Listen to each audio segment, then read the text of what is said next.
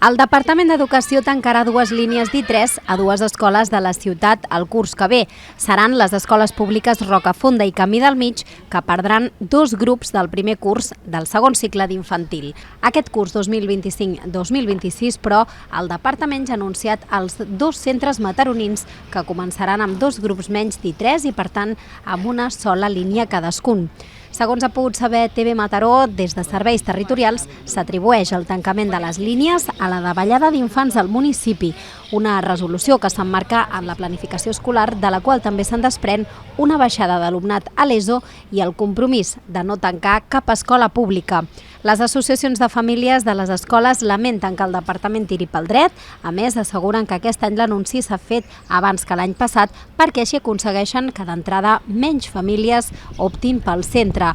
Es va informar el Consell Escolar d'aquesta decisió unilateral i llavors des d'aquest mateix moment hi ha hagut una preocupació creixent entre les famílies per aquesta possibilitat de tancament, que ha estat una decisió, com diem, unilateral i que per tant estem veient quines accions podem fer. Bé, doncs estem molt enfadats perquè pensem que és una decisió molt perjudicial per a la nostra escola i exigirem a serveis territorials que facin marxa enrere en aquesta decisió. És una escola d'alta complexitat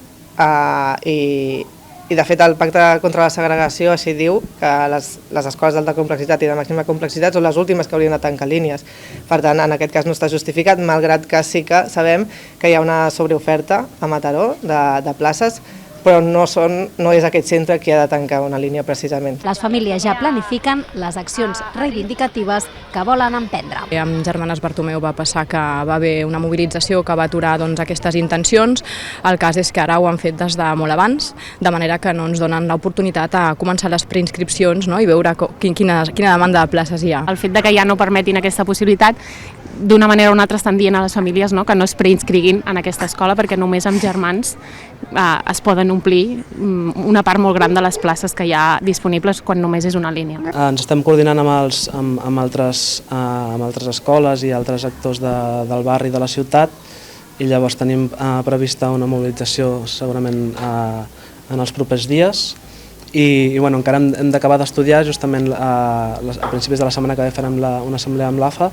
El curs passat, la intenció de la Conselleria ja va ser deixar d'oferir una de les línies de l'escola Germanes Bartomeu, també al barri de Rocafonda, però finalment la decisió es va aturar després d'importants protestes per part de la comunitat educativa.